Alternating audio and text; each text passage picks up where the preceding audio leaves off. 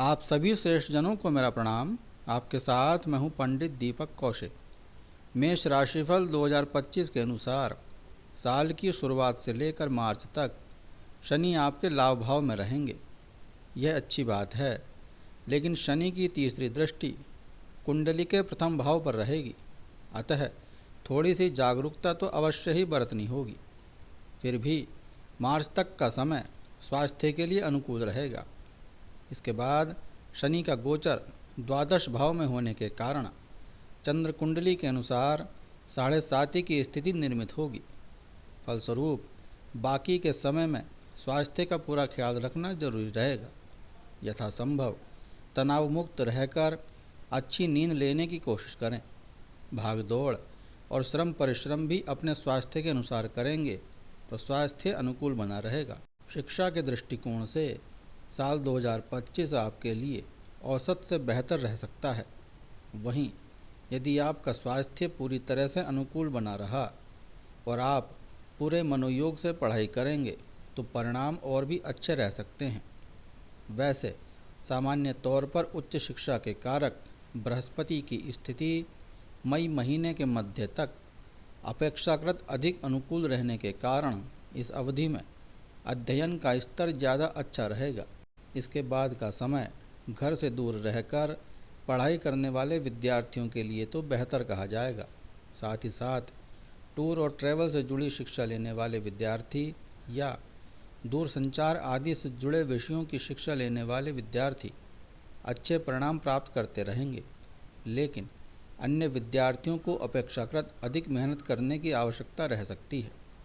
मेष राशिफल 2025 के अनुसार व्यवसाय से जुड़े लोगों के लिए भी यह वर्ष मिले जुले परिणाम देता हुआ प्रतीत हो रहा है। हालांकि साल की शुरुआत से लेकर मार्च के महीने तक व्यापार में अच्छा मुनाफा होता हुआ प्रतीत हो रहा है। आप अपनी मेहनत के अनुरूप अपने व्यवसाय को सही और अच्छी दिशा दे सकेंगे, लेकिन मार्च के बाद शनि ग्रह का द्वादश भाव में जाना कुछ लोगों के लिए कठिनाई देने का काम कर सकता है। हालांकि ऐसे लोग जो अपनी जन्मभूमि या घर से दूर रहकर व्यापार कर रहे हैं, उन्हें भी संतोषजनक परिणाम मिलते रहेंगे। विदेश में रहकर व्यापार करने वाले लोग अथवा विदेशी कंपनियों के साथ जुड़े हुए लोग भी अच्छे परिणाम प्राप्त कर सकेंगे, लेकिन अन्य लोगों को अपेक्षाकृत कुछ कठिनाई देखने को मिल सकती है। नौकरी के दृष्टिकोण से इस साल की शुरुआत से लेकर मार्च तक का समय अपेक्षाकृत ज़्यादा अच्छा रहेगा। वहीं बाद का समय कुछ हद तक कठिनाई देने का काम कर सकता है। हालांकि मई के बाद राहु ग्रह के गोचर की अनुकूलता तुलनात्मक रूप से बेहतर परिणाम दिलाने का काम करेगी, लेकिन शनि की स्थिति को देखते हुए अपेक्षाकृत अधिक मेहनत की आवश्यकता पड़ सकती है। जिन लोगों की नौकरी यात्रा से जुड़ी हुई है अथवा जिन्हें ऑफिस नहीं बल्कि फील्ड में रहकर काम करना पड़ता है, उन्हें उनकी मेहनत के अनुरूप परिणाम मिलते रह सकते हैं, लेकिन अन्य लोगों को कुछ कठिनाई देखने को मिल सकती है। दूरसंचार विभाग, कुरियर सर्विसेज और यात्राओं से संबंधित कार्यालय में काम करने वाले नौकरी पेशा लोग मई के बाद भी अच्छे परिणाम प्राप्त करते रहेंगे, लेकिन अन्य लोगों को अपेक्षाकृत अधिक मेहनत करने की आवश्यकता पड़ सकती है। आर्थिक मामले में साल 2025 एवरेज से काफ़ी हद तक बेहतर परिणाम दे सकता है।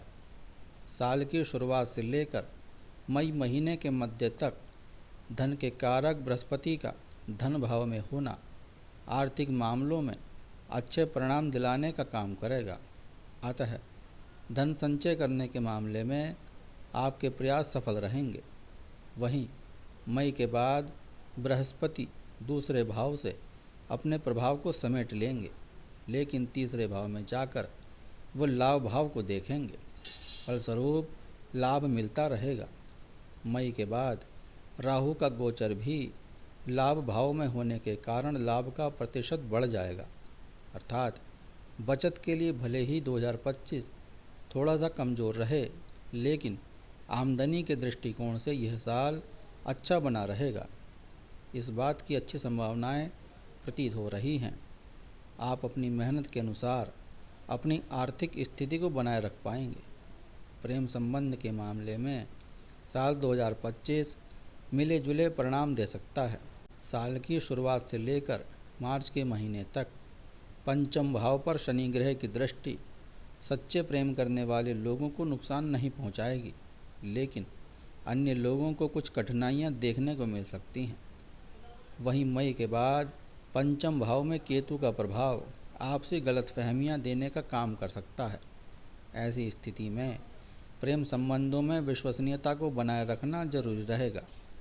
एक दूसरे के प्रति लॉयल बने रहना बहुत ज़रूरी रहेगा, तभी आप अनुकूलता के दर्शन कर सकेंगे। अन्यथा संबंधों में कमजोरी देखने को मिल सकती है। यदि आपकी उम्र विवाह की हो चुकी है और आप विवाह के लिए प्रयासरत भी हैं, तो यह साल इस मामले में आपके लिए मदद कर सकता है। साल की शुरुआत से लेकर मई महीने के मध्य तक दूसरे भाव का बृहस्पति पारिवारिक लोगों की संख्या में वृद्धि करवाने का काम कर सकता है। ऐसी स्थिति में विवाह के योग बन सकेंगे। वहीं मई मध्य के बाद बृहस्पति पंचम दृष्टि से सप्तम भाव को देखते हुए विवाह के योग निर्मित करेगा। मेष राशिफल 2025 के अनुसार आपका दाम्पत्य जीवन सुखमय रहने के अच्छे योग बन रहे हैं। पारिवारिक मामलों में साल 2025 मिले जुले परिणाम दे सकता है। साल की शुरुआत काफ़ी अच्छे परिणाम देती हुई प्रतीत हो रही है। वहीं साल के दूसरे हिस्से में कुछ पारिवारिक सदस्यों के बीच अनबन देखने को मिल सकती है। इस अनबन या मनमुटाव के पीछे किसी सदस्य की बेवजह की जिद कारण हो सकती है। ऐसे में तार्किक बातें करें, व्यर्थ की जिद और विवाद से बचें, तो परिणाम बहुत बेहतर रहेंगे। वहीं गृहस्थी संबंधी मामले में यह साल मिले जुले परिणाम दे सकता है। आप अपनी ज़रूरत और मेहनत के अनुरूप घर गृहस्थी को सजाने और संवारने का काम करेंगे। किसी बड़ी विसंगति का योग नहीं है, बल्कि आपकी लगन, निष्ठा और पारिवारिक सदस्यों के संयुक्त प्रयास के अनुसार आपका गृहस्थ जीवन अच्छा बना रहेगा। भूमि और भवन से संबंधित मामलों में साल 2025 एवरेज परिणाम देता हुआ प्रतीत हो रहा है। यदि आपने पहले से कोई ज़मीन खरीद रखी है और उस पर भवन का निर्माण करवाना चाह रहे हैं, तो कोशिश करके आप ऐसा कर सकेंगे। नए सिरे से किसी बड़ी उपलब्धि का योग नहीं है, लेकिन यदि आप ईमानदारी के साथ किसी मामले में लगातार प्रयास करते रहेंगे, तो कुछ दिनों के बाद आपका प्रयास रंग ला सकता है। वाहन आदि से संबंधित मामलों में भी इस वर्ष आपको मिले जुले परिणाम मिलते हुए प्रतीत हो रहे हैं। यदि आपका पुराना वाहन सही ढंग से काम कर रहा है, तो नए पर खर्च करना फ़िलहाल उचित नहीं रहेगा। वहीं यदि आपके पास वाहन नहीं है अथवा पुराना वाहन पूरी तरह से खराब हो चुका है, तो कुछ एक्स्ट्रा कोशिश करने के बाद आप नवीन वाहन का सुख प्राप्त कर सकेंगे। इस वर्ष जीवन में और अधिक सुख समृद्धि को पाने और कष्ट तथा समस्याओं को दूर करने के लिए निम्न उपाय करने आपके लिए लाभदायक सिद्ध होंगे। पहला उपाय, प्रत्येक मंगलवार सुंदरकांड का पाठ करें व हनुमान जी को बूंदी का प्रसाद अर्पित करें। दूसरा उपाय, प्रत्येक गुरुवार मंदिर में बेसन के लड्डू चढ़ाएं। तीसरा उपाय, नियमित रूप से दुर्गा जी की पूजा आराधना करें और प्रत्येक तीसरे महीने कन्या भोज करवाएं।